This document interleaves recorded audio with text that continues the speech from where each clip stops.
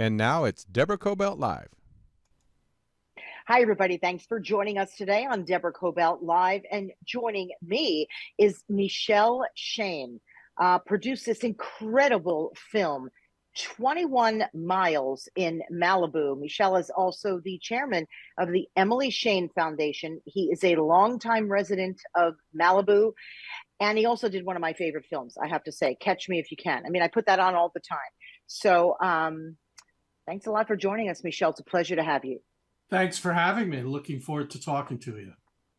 Extraordinary film, 21 Miles in Malibu. I've been telling everyone I know to take a look at this film because I know a lot of people look at Malibu and say, it's a playground for the rich and famous. But it is, I suppose, yeah. But it's also the freeway where people go from one part of California to the other and everything in between, right? It's a place that people go for the day, for the weekend. It's got millions of visitors every year.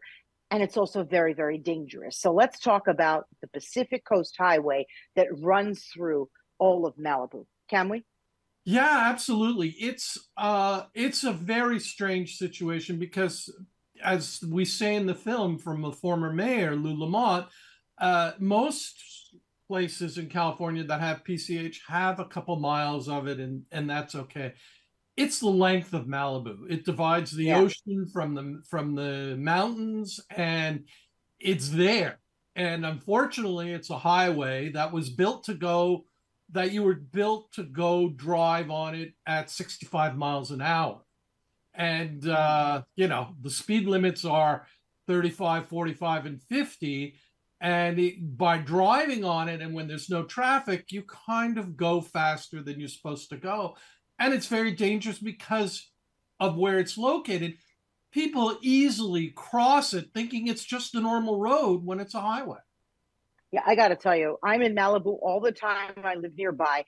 I don't get that whole thing with people crossing Malibu. There's a median there, but it's like hardly a median, right? There's no barrier, there's nothing. And I think, are these people crazy? Or the bike riders? I mean, people's handlebars are right next to my car as I'm driving. I have kind of a fat car. And I also think people are taking their own lives in their hands when they do that. We're going to talk about what are some of the answers as we go on in our show. Are they pedestrian bridges, for example? I don't even know if they can be built. Barriers in the center, not sure. Again, we'll go through it. But I'd also like to start with the history of the PCH through Malibu. I didn't know about it, right? The family who owned it. Let's talk a little bit about that. Yeah, it's actually quite interesting because you kind of look at Malibu and you look at it as it is today, and you kind of go, oh, it was always like this. But it wasn't. And the most amazing thing is the Ringe family that basically bought up the land on pennies on the dollar in 1900s and, owned it. And it was their ranch. And they didn't want people going through it. So the people that lived here kind of had to either get a pass from them to go through it to get into Santa Monica, or were stuck. And it became a whole big battle. The May Ringe, who was the survivor of the family, and the wife lost her husband, I think, in mid 1920s or so, and took on the rest of the family, or maybe it was a little later. Sorry, I'm not sure of the dates. But lost her fortune trying to protect Malibu from being a freeway, a throughway for people to go on. And the government basically at one point went all the way to California Supreme Court, and they said, look, people get the right to enjoy such beauty, and we're going to allow them. And that's when people started taking their Model Ts and whatnot and driving up to Malibu for the day at the beach. And then started the Colony, which was where all the film people went, and it grew and it grew and grew.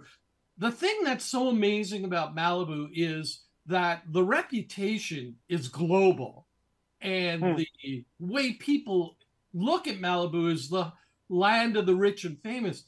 But there's a lot of normal people here, and there are people with regular jobs, living regular lives, who aren't being interviewed, but who really just go about life as if they lived in anywheres. And I guess it's bad and it's good, you know? Yeah. Let me dial back a little bit to who did the family buy the property from for pennies on the dollar? A lot of people don't even know that either. And let's talk about, I believe that she hired some ranch hands to Oh say, yeah. hey, anybody on my property, they get, let's talk about it. So I don't know who they bought it from. It could have been, it was like land for sale at that time. Yeah, It might have even been the government at that time. I I have see. no idea. I actually have. I'm going to look into that and get back to you on it.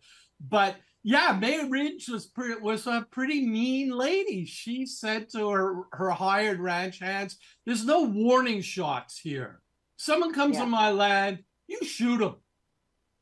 So it was pretty serious, and excuse the term, she was a badass, and she deserved look at how Yeah. beautiful Malibu is, and think of Hmm. it with nothing and the beauty being there, and she wanted to protect that. It was her land. Yeah. I mean, I asked initially who she bought it from because I also wasn't sure. Was it the government? Was it the Native American tribes? I really wasn't sure. But there was a time when, of course, it was in their hands, the Native Yes, of course. Americans. And then one way or another, the government bought it, their family bought it. Anybody trying to cross through it, even just to go to school in Santa Monica, as you were talking about in your film, they faced possibly getting shot. I mean, by her family. So you're right to call her a badass. I would have called her something even worse. But pretty extraordinary. So you've got this road that the government allowed to go through Malibu, saying that everybody deserves to enjoy it. Um, and it's now owned, of course, right, by Caltrans, by the state, isn't it? Correct. It's a state road, Yeah. state highway. So you've got this little beautiful town of Malibu, and its Main Street, right? Little Main Street, USA, Malibu, is run by the state. So hence, it's been a real struggle, right, for the locals to say we got to do something here. This is our Main Street, and it's a freeway. So tell me about the battle that's been going on So to it try and make this safer. Yeah, Yeah, it's actually a real weird situation. Here's the yeah, Malibu City Council looking at how do I make my community better? And they don't control the main roadway through the community. yeah, And if they took it over to kind of control what was going on, it would bankrupt the city. I mean, the mm, cost of maintaining 21 miles of PCH must be enormous. And Caltrans' mission is to move traffic. That's what they're about. Get you from right. point A to point B as quickly as possible, safely, but as quickly as possible. And that may not really jive with what we need as people and as people that live in the community. I mean, Mm, at one point, there's less. This summer, there were actually no deaths on PCH, and that had a lot to do with the sheriffs and what they were able to do to keep us safe. But for the first time in a long time, I can't tell you when, that's what happened this summer, is there were no deaths on PCH, which is quite amazing because I remember the year when Emily was murdered in 2010, and that's what kind of initiated this whole film. Was yeah. I was at home and I was reading week after week after week, this person injured, this person killed, this person, and I'm going, this is unbelievable. We've got to do something about it. And there was no way for me. I'm not a politician who has the time. And second of all, I needed a way to communicate it. And being a filmmaker, this was the best way for me to communicate it. And it was a You long talk. journey. Yeah, you talked about your beautiful daughter, Emily. Um, would you please tell our audience who's not familiar with what happened with Emily, what happened, particularly from your point of view and your wife, Ellen, right? Yeah. You were at home, you were going to pick her up, right? She was with at a friend's house. Yeah. Lovely evening, and here you are driving along. Tell us. So it was Easter weekend, April 3rd, 2010, obviously embedded in my mind forever. Regular Saturday, Emily had a sleepover at a friend's house. It was mid-afternoon, 4 o'clock or something like that. We were going to a movie that night. So we called her and said, do you want to come home? Do you sleeping over? It's spring break. So the rules become a little less strict. Right. And she said, ironically, to Ellen, yeah, I think I want to come home. I've had enough. So Ellen called to me and said, when can you go? And I said, I can go about 20 minutes. And Emily went, I'd rather you'd come now if you could. So I Oh, said, I'm going to come. And I go down the canyon where we live, and I look at, I'm waiting for the light to change at PCH. And this maniac is driving down the street like you wouldn't believe, cutting lanes, making lanes, going into the opposite lane, just speeding around probably about 70, 80 miles an hour down PCH. And I shook my head and I went, my God, this is not going to end well. Not oof. thinking that, anything could happen to me or my family. And unfortunately, that's exactly what happened. He pointed his car at her and he killed her, hoping to take his own life at the same time. He survived. Emily did not. And my life changed forever. I mean, I could talk very openly now because we're in 2023. But for a very long time, it was very hard for me to discuss her murder. Well, particularly when you went past there, you had seen that something Oh, happened. You had noticed lights in the distance. yeah. You were speaking with your wife on the phone, right? Never thinking, never. No, I actually passed and thank God it was after, because had I seen it, I don't think I would have survived. Um, I had probably a minute after it happened. I drove by the overturned car. Emily had been shot into the air and over the bream, over the hill. So I didn't see her. And I remember thinking to myself saying, oh, Emily was supposed to be there. Nah, it's not. Can't be. And then thinking, oh boy, I better move, because if I get caught here, I'm never getting to Emily. I'm never getting home. This highway is going to close. It's going to be a total mess. And I got to where I was supposed to meet her, and she wasn't there. And I'm looking around, and I text Ellen, can you call the family and see if I should go to the house? And they say her friend said she left.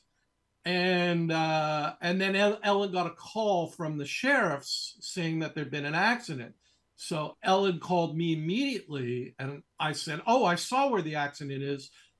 Don't let them do anything. I'm heading over there. And so I went over there, and they said they were going to airlift her to Children's Hospital, and I should get in my car and drive over to the hospital. And I said, look, she's 13 years old. You're going to need all sorts of permissions. I'm going with her. I don't want her to be alone. Just tell me where I need to meet her and this and that. So they brought me down to where the EMTs were working with her on her at Zuma Beach, where there's a helicopter landing pad. And unfortunately, she didn't survive. She died right there. And I mean, it's brutal. There's no one in the world I wish it on. If I could avoid anyone having to live this life, I would. And that's kind of what drove me to make this film. You are extraordinary people. I also know you called your wife and family after, and you said, we're going to make something out of her life. Immediately you did that, which is amazing that you would think that way. And of course, your family formed the Emily Shane Foundation. Do you want to briefly tell us about that? Yeah, it's, do I want to what? Excuse me? Do you want to tell us about the Emily Shane Foundation? Oh, sure, of course. Yeah, so I got home, and of course I barely remember what went on back then. But what I didn't want to happen was, who's that poor child killed on PCH? Who was that kid that was killed on PCH? I didn't want that to be her legacy. It showed no thought of who she was or what her life was about. And even though it was a very short life of only 13 years, it was really important to me that her life lives on.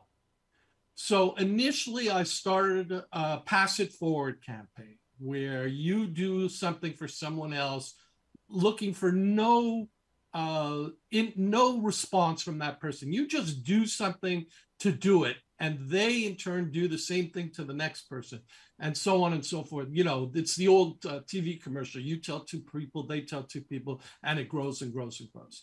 And it really was initially unbelievable how many people were donating things. It was incredible. Yeah. And Ellen was thinking about it. And unfortunately, we spent 2 years in court trying to have the guy who killed her convicted. We did. He got 15 years to life. And that's a whole other discussion, but that's where it's at now.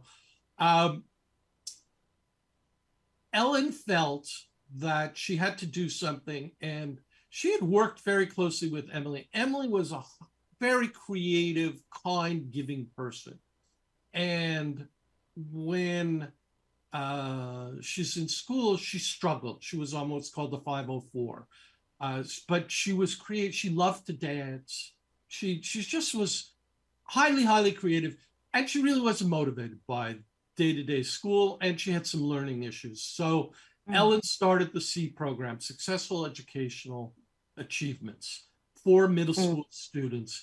And it's for kids who are struggling, who are not on IEPs and different programs, but rather are mainstream and are falling between the cracks because they either don't understand or their home life's a mess or whatever. And we're 10 years in with that. And we've helped over 1,000 students.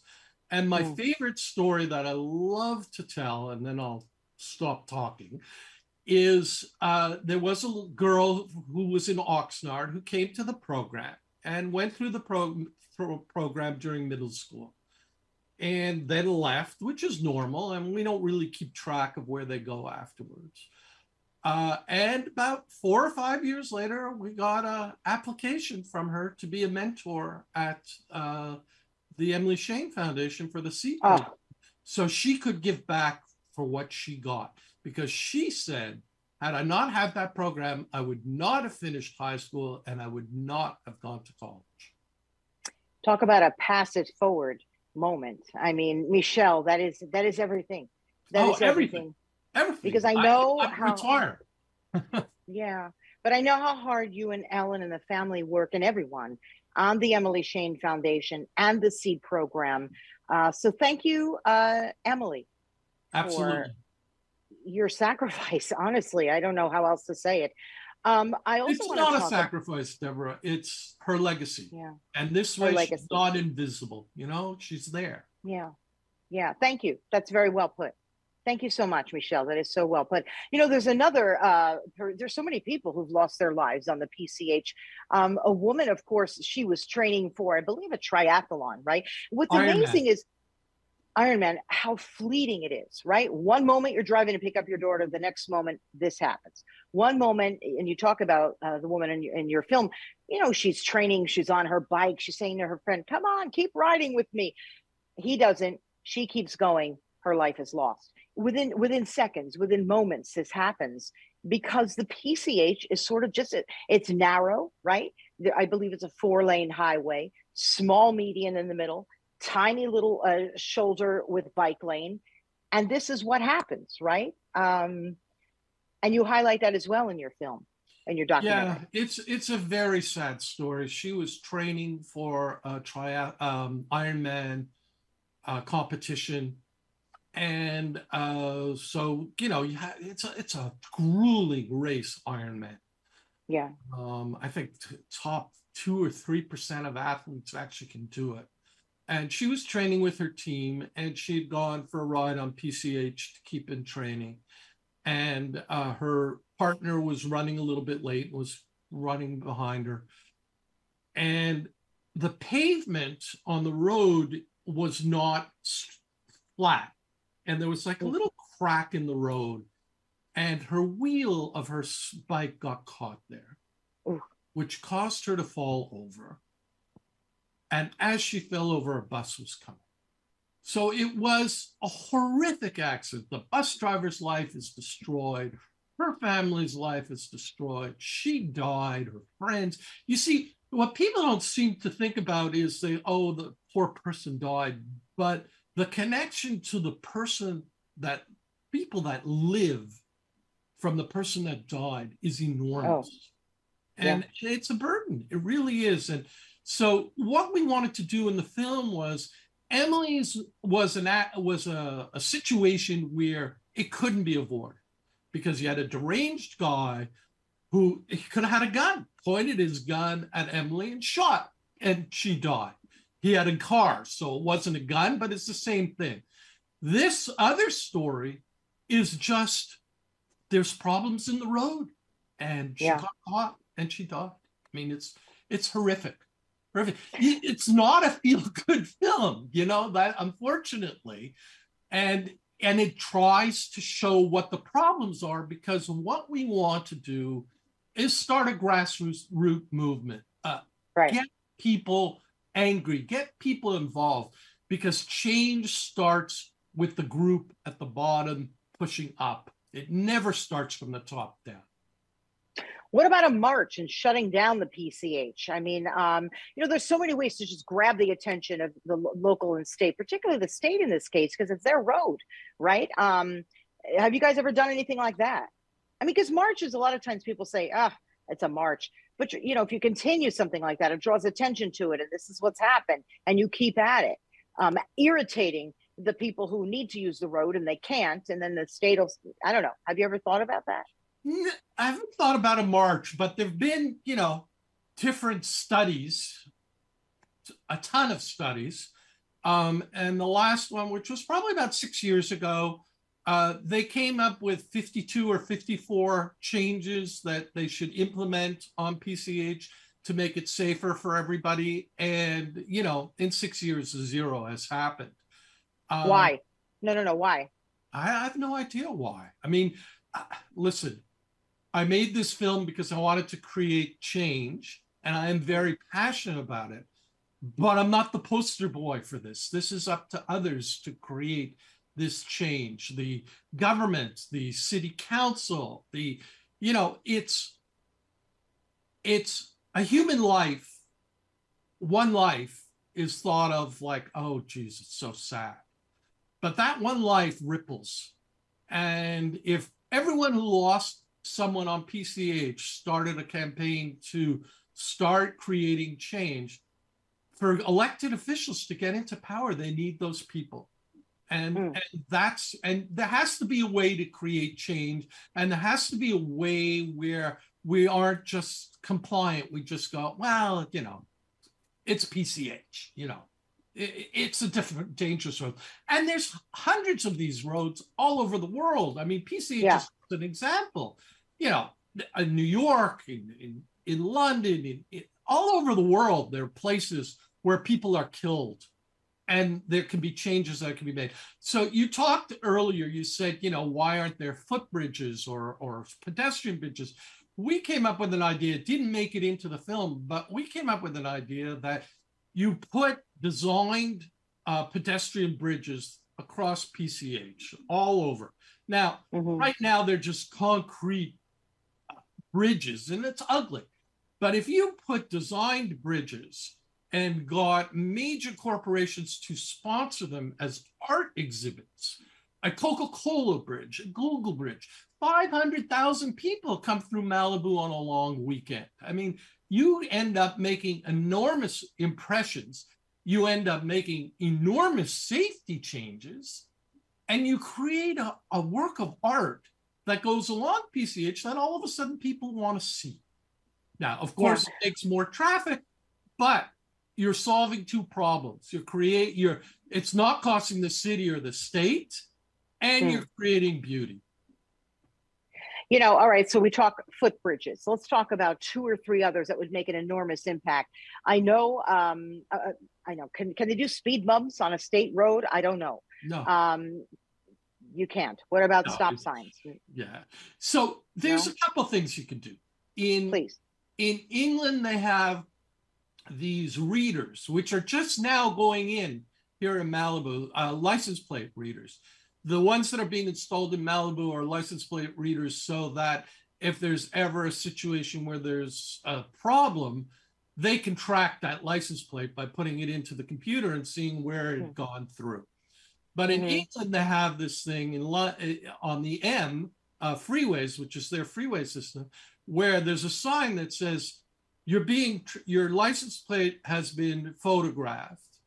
The speed limit is X. If you exit the freeway before what would be the normal speed to get there, there will be a ticket waiting for you in the mail. So right away you think, oh my God, geez, that's horrible. And you drive and you get 2 weeks later, you get home and it costs you $100. The other thing that they should do is, so that's the cost of my trip. It cost me an extra $100 to take that trip. What if that was $1,000? What is that $1,500?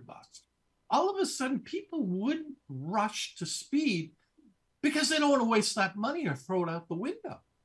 And then and you have go ahead. No, and then you have signs posted everywhere, as you said. It's like, this ticket's going to cost you $1,000, and whether people can afford it, whether they can afford it, or whether they cannot. Hopefully, that'll be a big deterrent, because nobody really wants to lose $1,000, whether it's all they've got or whether it's, whether they can afford it. Right? I mean, who wants to? Right. What else you were going to say? So the other thing we kind of touched on was, what if getting a driver's license was more complicated? Or what if a driver's license was more complicated and cost you more? I mean, there's ways to do that. Now, that hurts people if it costs more, but I think the big thing would be raise the cost of the tickets, make them really exorbitant, and make a driver's license more intelligent, harder to attain than doing a quick little exam and a little road trip with an instructor and getting your license. What about the barrier? Not the cement barrier where you bang into it, but the other ones. I think they have them along Santa Monica. They're like those hard rubbery kind. You know what I'm talking about? Yeah. I mean, I think they're deterrents anyway. It might. The problem is, a lot of people are going to argue, oh, they're ugly, you can't see the ocean. Well, what am I going to say about that? I mean, it's safer. It's about safety. That sort of trumps everything, in my opinion. No? Sure, it does. But part of the problem with those barriers is their height. And sometimes they keep you from seeing what's necessary. I see. If the road is, and we deal with this in the film, if the road isn't properly marked and you've never been here before and you jump and you go out onto the road, if you don't realize that you've got 2 lanes in both directions, you may think it's a 2-lane road and head up the wrong way. And then all of a sudden, you're in a terrible situation. Wow. So what's next? I mean, I believe that this is going to be shown at a very well-known film festival. Can you tell us about that? Yeah. So the first time it's going to be shown to the public is at the Santa Barbara Film Festival, which is a very prestigious film festival. We've been invited. It's going to be, quote unquote, the world premiere of the film. And we're excited. It's February 16th and 18th up in Santa Barbara, and we're in competition, and who knows, maybe we get a little recognition, maybe we don't, but I think the interesting thing is we got some recognition by being accepted at this prestigious film festival. Yeah. You said that it's not a very easy film to watch, but in a lot of ways it is, because it's very much a community film too, right? You talk about, as you said, the former mayor. You went to some of the business owners, right? And they've been part of the community forever. And to me, this was a community film, a community documentary. And I love that about it. I got a better feel, a better understanding about Malibu, its history, and the people who are currently living there who really care and want to do something. They just don't know what to do. And, being a media person myself, I always say, grab the media attention. That's why I said, what about a march, a PCH? Because let's face it, everybody's going to cover it, right? They're all going to come. You've got the aerial view. You've got the news stations. I'm just saying, a documentary, particularly being shown at the Santa Barbara Film Festival. Brilliant. I mean, the more of this that we can do, the better. Because then it really gets the ear of the people who could really do something about it. You know what I mean?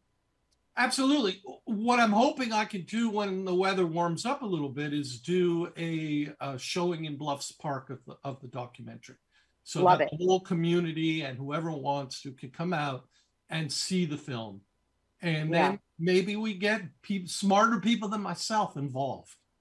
Yeah. No, you've done an extraordinary job, Michelle. You really have. And I know you didn't set out to be a community activist necessarily, nor do you think yourself as one, but the work you've done is really going to make a lot of changes. So thank you so much for coming on. Anything else you'd like to tell our audience before we let you go? No, just drive carefully, be safe, and enjoy. I mean, it's a beautiful place, and everyone's welcome. Yeah, I mean, I frequent Malibu a lot. You know that. I'm always there. It's my little go-to place to gain a little bit of peace. There's something about that place. The minute I sort of drive over the Malibu sign, I take a deep breath and suddenly everything changes. There is something magical about it. But if you slow down and take that in, people, you're going to save not just your life, but somebody else's. So thank you so much for doing this, Michelle. I look forward to going to Santa Barbara and viewing with you. That'll be a lot of fun. Yeah, We're I'm looking planning to forward to it. attend. Yeah. So thank you so much. How can people get in touch with you if they want to get involved? I guess the best way is go to the website 21 miles in Malibu .com and send us an email, or through the Emily Shane Foundation, info@emilyshane.org is the easiest way. And the film is not at all part of the foundation, because as a foundation, we're not allowed to be politically active. But Right. the foundation is in the film, and it's part of my life, and this film is part of my life. Yeah. Beautiful. And how can people view the film? How could they see it? They can't yet. We have to. But We're in the process of setting up distribution and working towards getting the film out there. And if we don't get picked up as in distribution, then I'll put it up on YouTube, and anyone and everyone will be able to see it. So beautiful. I didn't make this film for like all my other films as a profit center. I made this film to create change. Yeah, absolutely. We'll be keeping in touch with you about that too, when people can finally view this, because it's an important film to see. Thank you very much, Michel Shane. 21 Miles in Malibu. Also check out the Emily Shane Foundation and the great work that you're all doing. Thank you so much. I appreciate you. I appreciate all you're doing. And please find our interview, everybody, on all video platforms of Deborah Kobylt Live, and audio as well. Just put in our name, Deborah Kobylt Live and Michel Shane, and it'll pop up. So thanks so much for being there. Invite your friends as well, and we'll see you next time. Bye-bye. Thanks so much, Deborah. Really appreciate it. Of course.